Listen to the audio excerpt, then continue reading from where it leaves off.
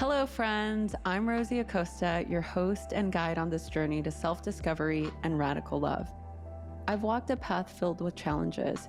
Growing up in East LA during the '92 LA riots, it left me searching for meaning, for mentors, for a way to truly understand the purpose of life. But you know what I found? The power of conversation. As a first-gen Mexican American, these conversations became my compass, offering insight, support, and an endless amount of inspiration. So I decided to create a space where we can share these conversations with you, our community. And that's how the Radically Love podcast was born. Join me as we dive into topics like mindfulness, spirituality, self-love, and the keys to overall healthy living. I'm joined by my dear friend, fellow author, producer, and teacher, Tessa Tovar. Hi, I'm Tessa, and I'm grateful to be part of this community because it teaches me so much about what it means to be human. Ever since I was a little one, I was always asking my dad the deeper questions in life. Why are we here? What happens when we are gone? What is the purpose of life? I love this show because I get to ask the questions that cut right to the meaning of life. I've learned that no matter how much we want the path to be clear or straightforward, it rarely is. And that is actually part of the beauty that creates a radically loved life. Please do us a favor, share the episodes you love with your friends, and leave us a review. Together, we'll learn how to create a life that's truly, deeply, radically loved. Let's begin.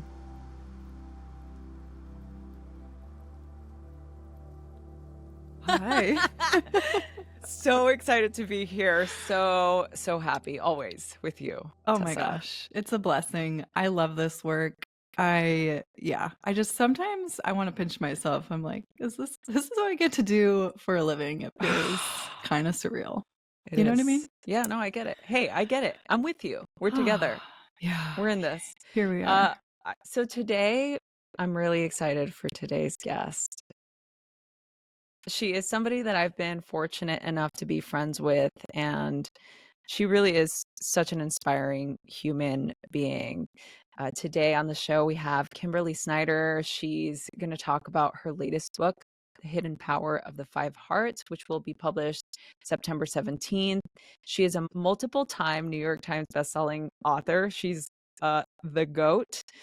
And she's a holistic wellness expert, nutritionist. She's a speaker, all of the things. She is just an all-around loving, authentic human being that I wish, it's like you sometimes meet certain people and you're like, can somebody like replicate this human?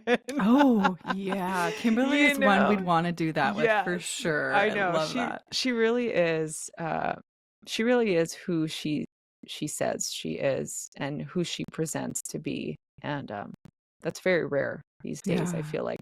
So today's episode, she talks about the heart not just being a muscle that pumps blood, but also the brain that has its own independent nervous system, which I found so fascinating in our conversation. She talks about the 5 stages of the heart and how increasing heart coherence can lead to improved health, emotional resilience, clarity, and energy. So without further ado, here is mine and Tessa's conversation with Kimberly Snyder. Hello, everyone. Welcome to the Radically Love podcast. We're so excited to have Kimberly Snyder back on the show today. How is everyone? Rosie, Kimberly, how are you? Oh, it's so great to be back. Rosie and I are pals. I haven't seen you in a while, Rosie, but seeing you here and meeting you, Tessa, just fills my heart. I feel like this is such a sacred space, and I'm really grateful. We're so excited. Rosie was just saying this is her favorite book of yours so far, and I know you've written several. And I was hoping we could jump in. We want to talk a lot today about the hidden power of the 5 hearts, but I'd love to start with talking about what the 5 hearts are. Yes. Well, maybe we could even say, Tessa, what is the heart, right? Because sometimes these terms need to really be defined. And Also, I'll say this is my 8th book. I know, Rosie, you and I have chatted about several of the other ones. And my books in the past were really about reflecting back, sharing parts of lifestyle, whether it's meditation or food philosophy, whatever, that's really helped me.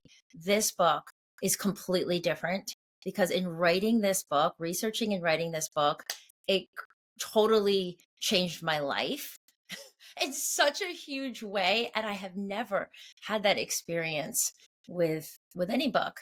So it actually started, Rosie, with when I was researching You Are More Than You Think You Are, which you and I chatted about on this very show. And I found a piece of research on the heart. And it was about the heart brain and how the heart has 40,000 neurons and sends more messages to the brain and up here in our head than vice versa. So my first thought was, wait a second, I've been working in wellness for over 14 years. I have never heard about this. And then my second thought quickly was, whoa, everybody know about this when I started going down the rabbit hole in the research about the implications about awakening the heart and the heart brain for health, for emotional and stress resilience, for clarity, for all these things. So the heart, back to the heart, ladies, the heart is a physical organ, of course, but it's more than we thought it was in so many ways. First of all, it's not just a muscle pumping blood. As I mentioned, it's another type of brain. It contains 40,000 neurons. It has its own independent nervous system.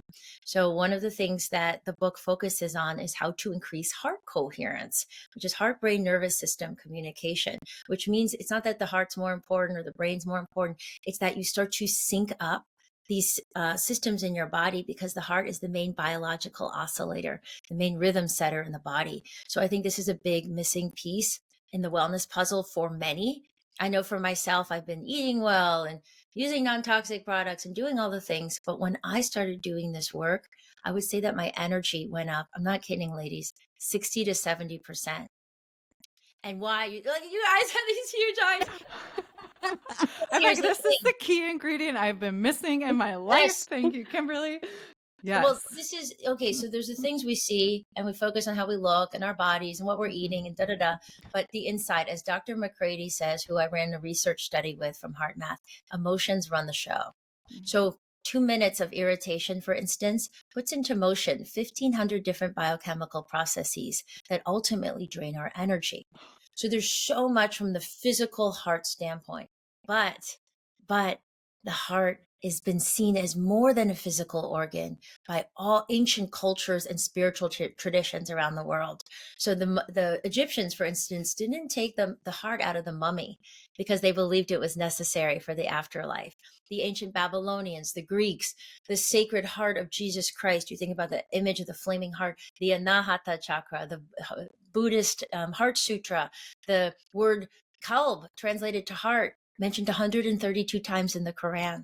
The word lev, translated to heart, mentioned throughout the Torah and the tabernacle, right? So there's this gateway, this energetic gateway, which is believed for centuries to be a pathway, a channel into the true self, into our highest potential, into the love, the kindness, the creativity, who we are.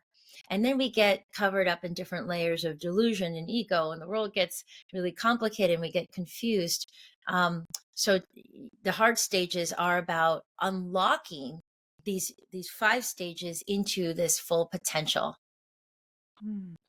I love that. So I feel like even as she's talking about this, my heart is just so full. And, it's like I notice that, anytime I touch my heart or I put my hands on my heart, it does create this sense of presence and connection. And I feel like we're missing so much of that right now. And that's why, and I was telling you, when because I got an advanced copy of the book. And so when I started reading it, there was like a couple of really intense things going on in the world. I mean, there's always intense things going on in the Yes. world, but I was reading it and I was like, oh my God, like I really want people to read this book and really feel that the power that we have over our thoughts, our relationships, the sort of like the energetics of the heart, and you give such great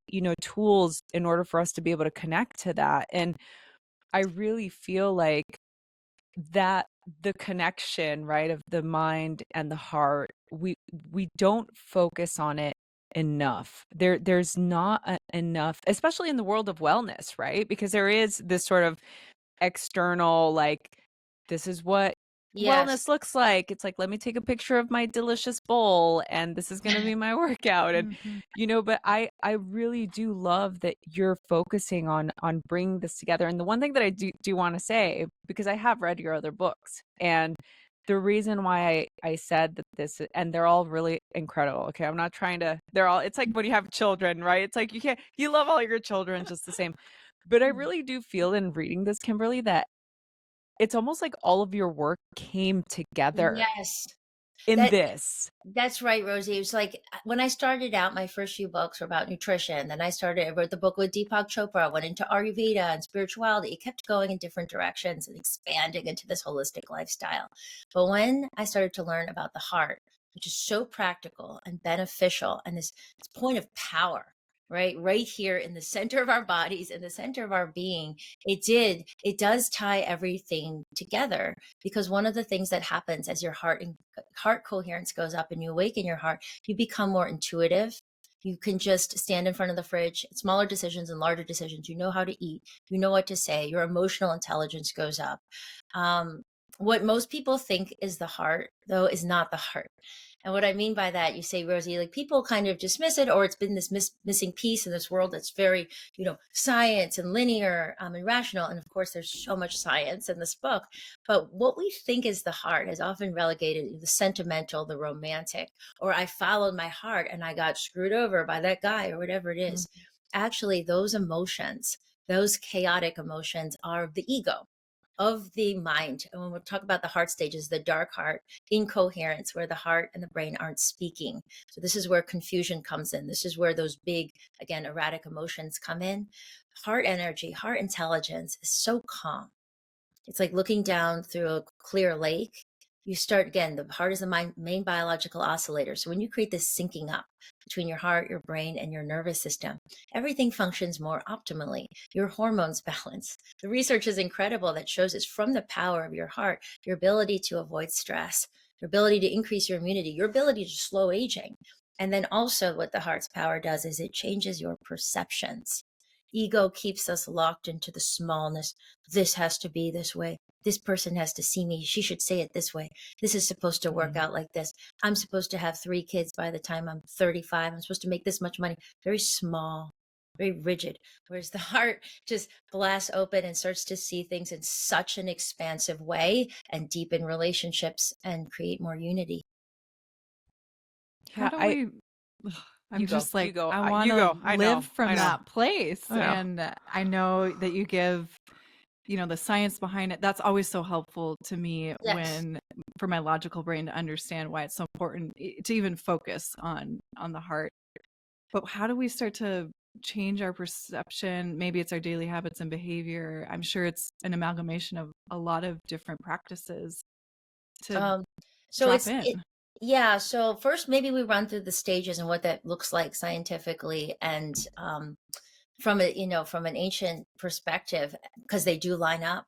And then I can talk about how do we increase our coherence capacity? How do we actually increase? Because it's a lot easier than people think. So, for instance, we did a Heart Align study with the Heart Math Institute, and we measured their HRV patterns, not just their numbers, but their patterns. And all we did was give them this meditation track. We said, listen to this 4 to 5 times a week, less than 8 minutes.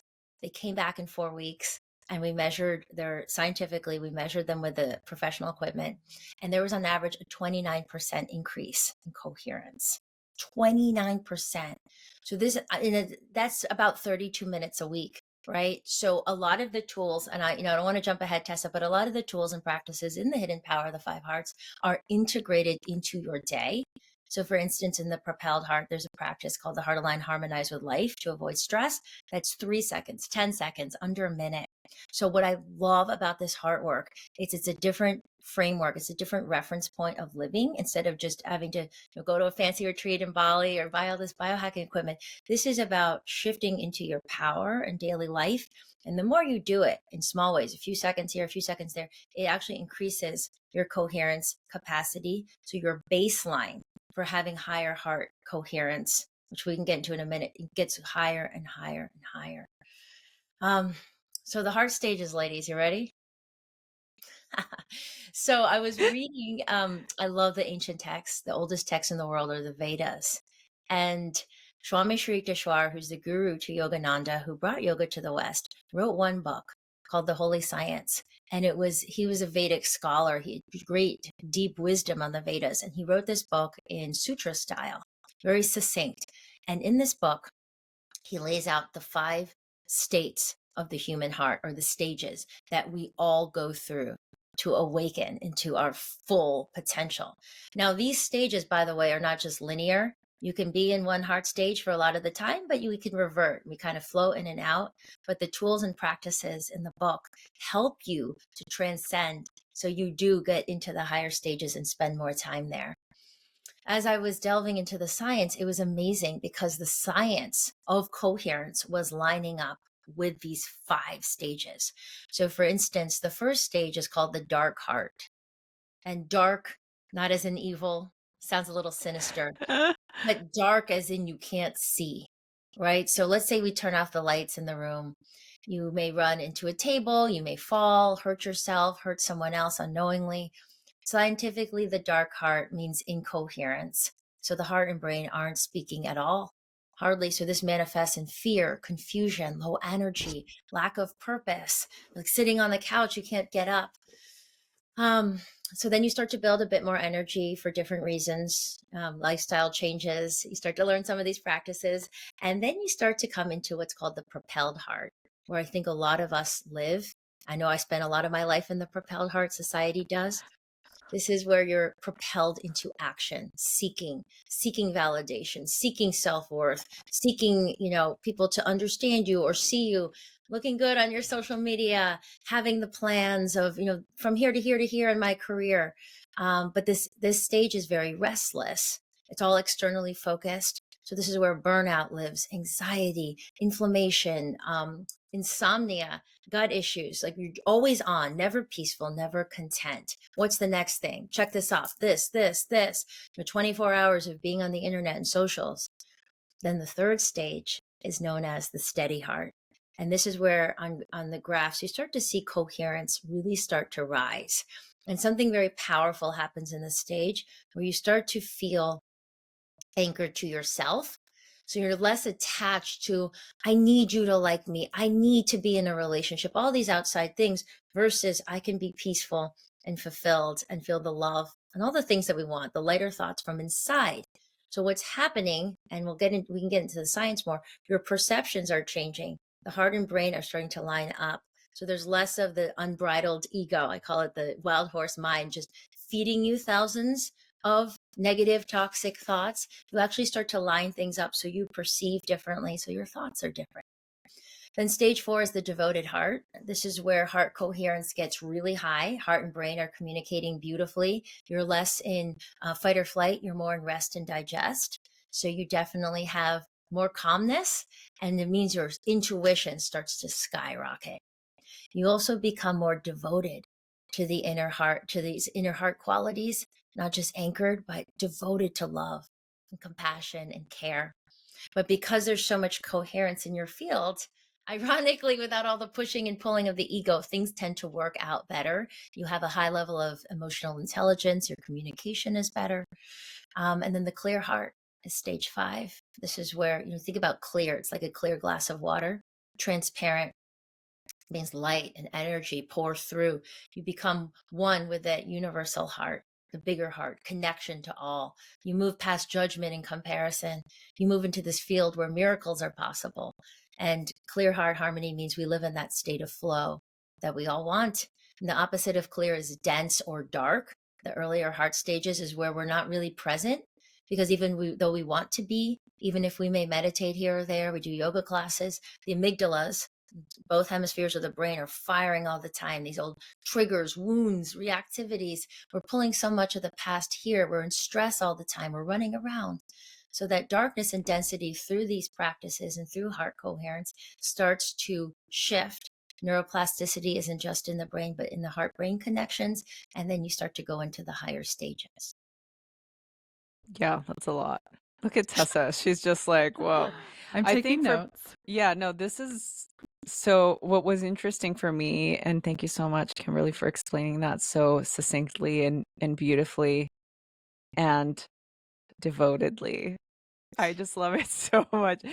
You know, the thing when I was reading it, so what I found interesting, I think it's in the first part. There's a practice of you draw your heart or drawing your own heart, right? That's like in the beginning or somewhere like in that part. Um and what I was realizing is sort of like my perceptions of the heart. So I have a heart murmur. So Mm. so there are all these what you were talking about too, and you talk about in the book, it's like those preconceived notions of your beliefs and ego and all of those things. I realized after reading this as I was going along, I'm like, oh, I have this preconceived idea that like my heart is not well, you know? Mm. Like there is this sort of rigid belief that my heart is, yeah, like I have a heart murmur, so it does these palpitations and I have an extra heartbeat. And sometimes, you know, if I have a little too much caffeine, it really bothers me. And so it's almost it became this thing that I have to work kind of against, right? Like for a long time I saw it as this is just a condition I have and I have to just deal with it.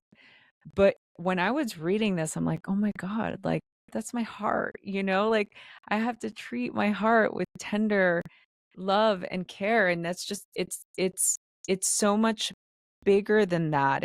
It's you know, like this is my like you say, it's my second brain, you know? This is my second brain and I have to allow it to just be as it is and I'm not broken, right? Because there's this Oh, that idea of all the I'm way. broken, right? Yes, all the ways lack can manifest and attach itself into, oh, there's something wrong with my heart, or there's something wrong with me, or I don't have enough followers, or I'm not married yet, or Yeah. I don't have enough money, or whatever it is. And then underneath all of that is this wholeness, is this energy. And what's so powerful about this work is, I'd always loved Eckhart Tolle and these great teachers telling us to go beyond thought. But then I would sit and say, but I can't stop thinking. There's just so much here. And a lot of these thoughts are about self doubt and insecurities. So, with this heart work, we're going to a different place. We're actually going into this other brain. So, we're getting out of where the challenge is, where the feelings of lack are, the self doubt, the overthinking. And so, even you mentioned, Rosie, just touching your heart or shifting to your heart is one of the preliminary practices because so many people are walking around the world disconnected. Right. We've gotten really heavy, disconnected from feeling disconnected from the heart. But no matter what, we can start to strengthen those connections with very preliminary steps. Even now, as we're speaking, if you place some of your attention on your heart, you can place your hand there. You don't even have to. You can just put some of your attention. Research published in the American Journal of Cardiology shows that this alone starts to rewire your nervous system. So that's why, I talk about this hidden power. It's so simple, these practices, but there's so much science, inside of them as well, like what's going on with the rewiring and the type of breath work that we do in the meditation and things like that. But this power is, whoa, I'm here. Like you said, Rosie, I'm not in lack. I am me. I don't have to compare. I don't have to judge. I don't feel like I'm off track. I don't have to have hurry energy all the time. There's this also the giving away our power all the time. This person left a mean comment, or, oh, I don't like the thing I saw on the news, or here or there. So it's like all these little reactivities that erode our peace, erode our focus and our clarity. So what this heart coherence work does as well, and awakening the intelligence of the heart, is that it's our ability to stay so centered in our power as we move through our lives. Mm.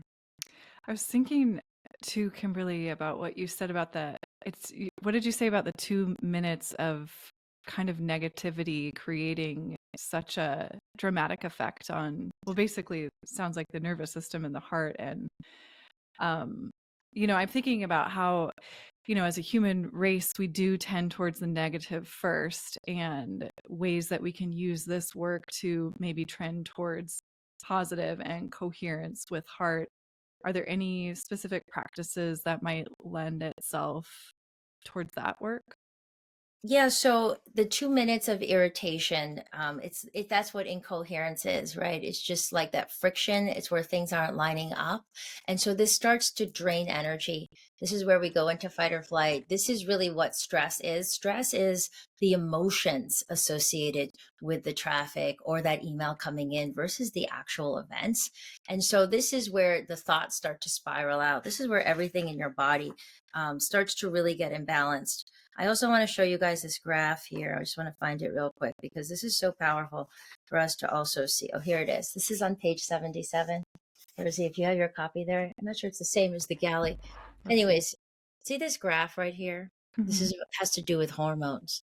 These tools and strategies in the book, again, some of them are within 3 to 10 seconds, have been shown to, in 1 month on average, reduce cortisol 23% and increase DHEA 100%. Right. So we think about what DHEA is. It's a precursor hormone. It's necessary for vitality, combating anxiety and depression, fertility. Right. So there's just so much going on in the world today. But what's so powerful, without pharmaceuticals, without devices, without even changing your diet, from this hidden power, it's measured to shift your hormones. And the research goes on and on. There's a study in here on immunity, there's gut health, like all of it improves. So again, it just starts to line up where the science is showing us is, and we can do a preliminary practice if you ladies want to experience some of this. I would love that. Yes. And there's, of course, a lot more detail in the book, but just so you can start to experience how this this shifts things. And I've also seen, I've been bringing this into my client work. I've been seeing people struggle with certain things like food cravings for a decade or anger. And what's amazing about this work is it can blast through, right, in a different way than talking about the same thing or talk therapy, whatever it is, which can be helpful too. But the heart intelligence can shift your perceptions and your ideas and your patterns. Sometimes you can make quantum leaps overnight, which is really powerful. So cool. Yeah. I really want us to be able to do that practice, but the one thing that I wanted to ask about was Yes. in terms of, going back to what you were saying about the being hurried all the time, and I love this quote. Mark Nepo has that quote, and Tessa and I love it. It's like Mark Nepo says that in the Book of Awakening, he talks about how hurried forgets and slowness remembers, right? So there's this idea of time. And I know that you talk about our relationship to time. So Yes. my question to you is, can you tell us a little bit more about how we transform our relationship to time? Yes. So there is a section on the book about heart time, right? Because what you're describing, Rosie, is that like agitated running around. It's very propelled heart energy. It's very much correlated with that first or that second heart stage where it's like, I have to do more in the day. I'm not doing enough. I'm not doing enough. And what that looks like, right? When we're hurried, there's these disordered patterns in our HRV. When we are in not rushing, but centeredness. This is what happens. There's these smooth sine waves. So everything starts to sync up. So one of the things I talk about in the book is this is actually when you're really efficient. You're not hurrying. You're not trying to go really slow, but you're so centered. This is where creativity lives, right? When you're hurried, sometimes you write an email and then you made all those mistakes. You have to rewrite it 20 times or backtrack what you said and clean up a mess and be like, oh, I'm so sorry. I didn't mean it like this. When you're really centered, you're actually in your most efficient relationship with time. Hurry energy is stress. Time stress is actually one of the highest reasons that people get stressed out, right? Is because feeling time pressure. So then this is one of the most aging, incoherent things for your body to register. This is what creates the real breakdown between your heart, brain, and nervous system. This is what puts you in that sympathetic system overdrive. This is what's elevating the cortisol, the wrinkles, hair loss. I mean, the research is there, right? When we are in hurry energy, we are not in our power. We are not coming up with our most intuitive, amazing ideas. So what we do with that's coming from the mind. So again, the heart coherence does shift your relationship with time, because the mind says, keep going, you're going slow, go fast, do more, more, more. Whereas the heart, again, with this different perception, says, oh, what's the highest and best use of my time right now? I'm drawn to doing this. I'm doing everything with quality and care and presence. And I'm only doing one draft of this instead of three, because I'm coming from this much more sturdy, centered place within me. Wow, that just gives a whole new meaning to the idea and the practice of slowing down for me. I think about how much I rush around because I think, yeah, I'm stuck in the propelled heart, Yes. So that's so important. I'm really glad we're talking about it. Tessa, propelled heart, imagine, I use this analogy in the book, Rosie, right, about the wild horse. So the dark heart and the propelled heart are like, imagine your mind is like a wild horse. It's not harnessed. So that wild horse could be, trampling on the flowers, knocking over the buckets of water. It's just like wild. When you come into this heart's power, which we're about to do, it's like putting a lasso around the brain, and now it's syncing up. Coherence is like, and I'll tell you guys an amazing story after this because remember, we all dip in and out. There are clear heart moments when you're doing the dishes and you're not thinking, and you look into your pet's eyes or a loved one's eyes, and you're out of time and space. So these higher states are not inaccessible. What these tools do is it trains us. The science is there, the teachings are there, so that we spend more time, your coherence capacity grows. And if you find a dark heart moment or propelled heart moment where you're in that hurry mode, you know how to get out of it much faster. Yeah. That's the key, So right? it is the key. It's awareness. Help us, yes, help. There's a different way to live. And I say this from personal experience, ladies, because I did spend most of my life in anxiety, in rush mode, in never enough mode. And it's like, what are we doing? Where's the enjoyment in life? It's just checking things off, then the next thing, then the next thing. You realize the means does not justify the ends. Life is not a race to be a big prize to win. It's the everyday moments. It's the connection. It's how we feel lighter now. It's how we feel more joy now, more love. This is what really matters. Yeah. This is it. This is not the numbers. This is not all the things that we've assigned all this significance to. And believe me, I've worked with a lot of people that have achieved all the money and all the things out here. And you realize we all struggle with the same things. Those are not the antidote. The things on the inside that the heart can give are priceless. It so reminds me of, there's, a couple of Buddhist teachings that come to mind, but when you were talking about in the book, when you were talking about time, and sort of transforming that relationship, it brought me back to the sort of, Buddhist idea of time being a barrier and a thief, right? It's like, if I have the example is like, if I have, cookies in the oven, time is a barrier, right? Because I have to sit and I have to wait until the cookies are done. And Right. then once the cookies are done and I can enjoy the cookies and I'm in that experience, then, if there's some cookies left over, those cookies will go bad. And so now time is the thief, right? It's taken something away that's been a source of joy, right? Yes. So the idea is that obviously time is, if we're going to get esoteric, time is a construct. And we're really sort of, when we say, oh, we're fighting against time or we're battling against time, it's like time is not like the enemy. It's like, well, it's this invisible thing, we're not really in that, we're not fighting anything, right? It's like we're creating that unneeded stress and unneeded anxiety when we can instead refocus and recenter ourselves and do more of what you're saying, and teaching us about this heart-centered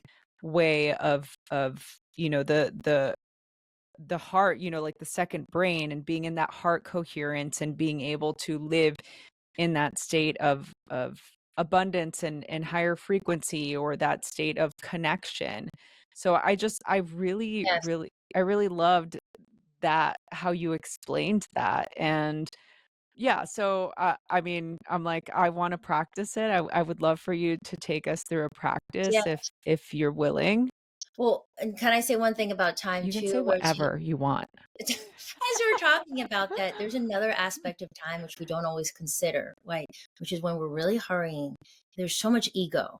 Me, me, me. You rush past someone and you could speak a little sharply, or you don't hold the door for someone, or you rush and you don't let that person into the intersection. So it creates this armor on your heart, and it keeps you more locked in. Again, the thoughts, I have to do this and this, it keeps us quite small. In the devoted heart, there's a section called Never Miss an Opportunity to Serve. So, one of the ways that we start to expand and grow into these higher heart stages, you start to find this steadiness in yourself. So you're like, wait, I'm good here. Now, how can I help you and you and you? So life becomes, as Yogananda says, chiefly about service, not just in the literal, hey, I'm going to the soup kitchen today, whatever. That's great. But what it means is moment to moment, in this moment, what is the loving thing to say from my heart? How can I not just rush past the checkout person at Target, but look them in the eyes and be really present? In this moment, I see that someone's struggling on the Zoom. How can I say something to ease their moment, or be kind? Right? Heart-based living is moment to moment, right here, right now. And so when we're hurry mode, we miss all those opportunities to serve. We miss all those opportunities to connect because we're focused on the little me. So once again, that does constrict our abundance and our emotions. And one thing I want to show you guys, I know we want to get to this practice, but I have to. This is so amazing for everyone, all of us that want to create things in our life. Who amongst us doesn't want to manifest and create the life that we want, right? So one of the things that the research shows, and I'll say this succinctly so we can move on, is that we have a heart field that's measurable. So we think this is where our body stops, right here. The heart field is measured by sensitive equipment known as magnetometers, and it extends 8 to 10 feet out from our body. So it's sort of how you go in, you can get an EKG and they can measure the frequencies. Here, this is emanating out. And guess what? You're broadcasting your emotional states at any time. Wow. So you can put on a happy face and you can say things, but people actually read your energy. The other thing is, as you do this coherence work, your field becomes stronger and more harmonious. So that means you can draw people into you. What are you working on? I want to help. What's your name? Like, I don't know. I just want to ask you out on a date or whatever it is. Energy is registered. So we could say that we want this or that.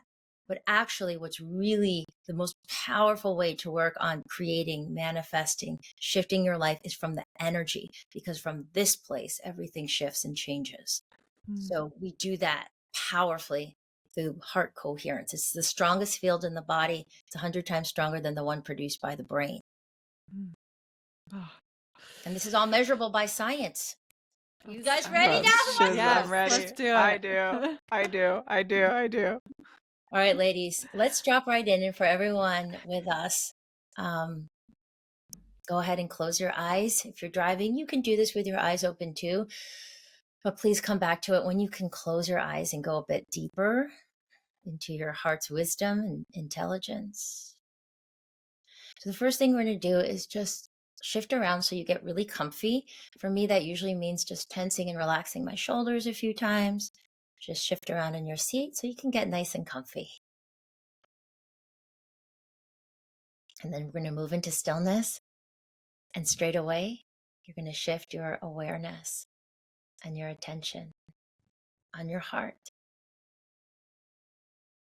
So if it feels natural to place one or both hands on your heart, you can do that. It's not entirely necessary. Otherwise, just placing your awareness there. And again, research shows that this alone, published in the American Journal of Cardiology, this alone starts to rewire your nervous system.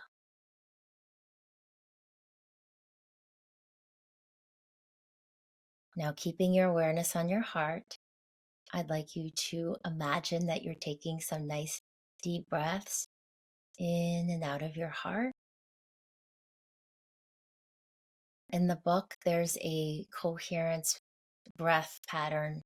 We're not going to get into all that now, but just imagine that you're taking some slow, deep breaths. The good thing is it's always right there. So just, again, shift your focus back into your heart and then take some nice deep breaths in and out of your heart.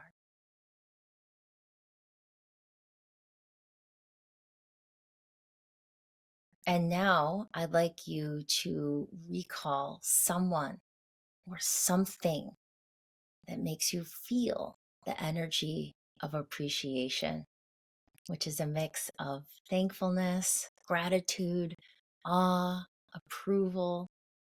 It could be a loved one, it could be a pet, it could be a beautiful sunset you saw or a waterfall. But once you have that recall, focus on the feeling of appreciation right in your heart. It could feel expansive. To me, it feels a little tingly and warm. Really go there into that feeling. And we're just going to sustain this for a few more moments.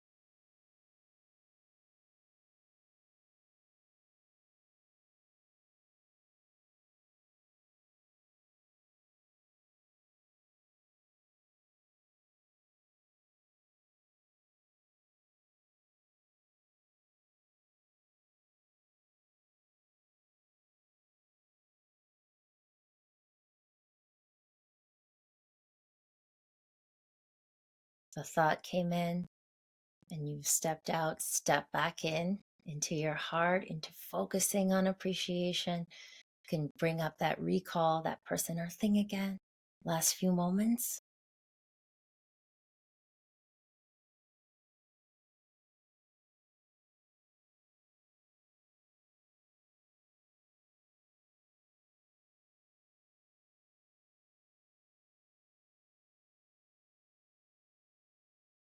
And then you're going to take one more deep breath in and out of your heart.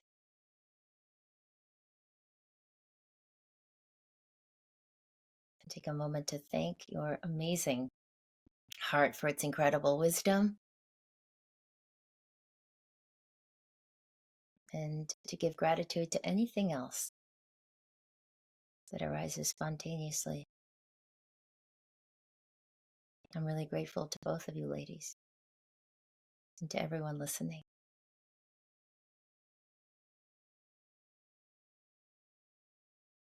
And then when you're ready, you can gently start to open your eyes.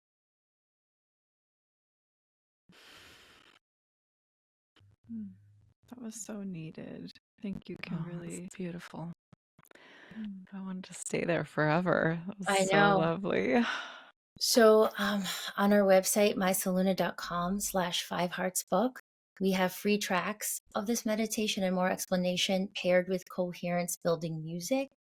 In the study, we stayed in that appreciation state for about 2 minutes. That was where we started to create that physiological shift. And, I don't always want to break it down to science because we know what it feels like. But for the discerning mind, back to this graph, when we're in appreciation, this is making huge changes in your body, not just the heady place, like, let me write a gratitude list. I'm supposed to be grateful for this and this, but feeling that in your body. This is syncing up. This is part of coherence. Isn't it amazing? Appreciation is one of the easier heart-based emotions to access because when you're in the morning or wherever, going straight to love or peace may be a little bit more challenging. But usually we can recall someone or something to make us feel appreciation.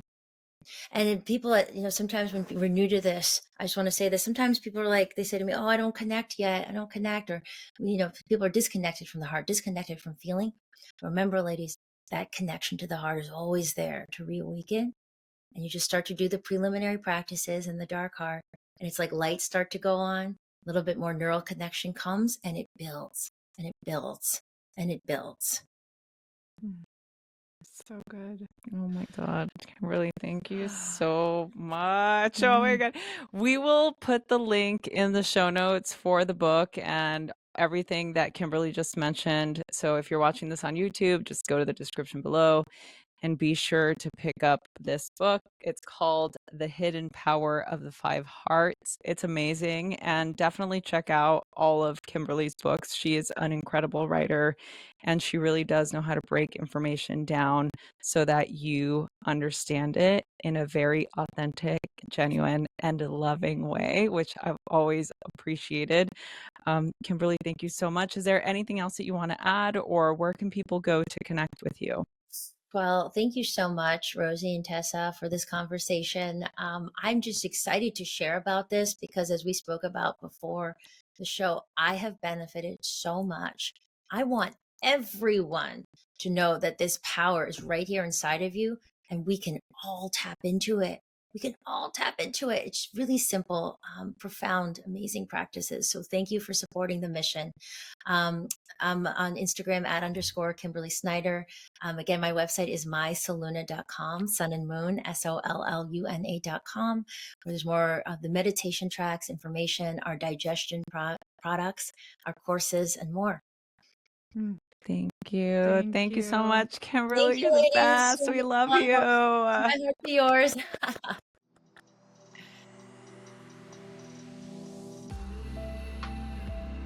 Hey friends, thank you so much for listening to the Radically Love podcast. Don't forget to subscribe, rate, and review wherever you get your podcast. It really helps. Also, don't forget to check out the Mindful Love Hub on Substack. This episode was produced by Tessa Tovar, music by DJ Taz Rashid.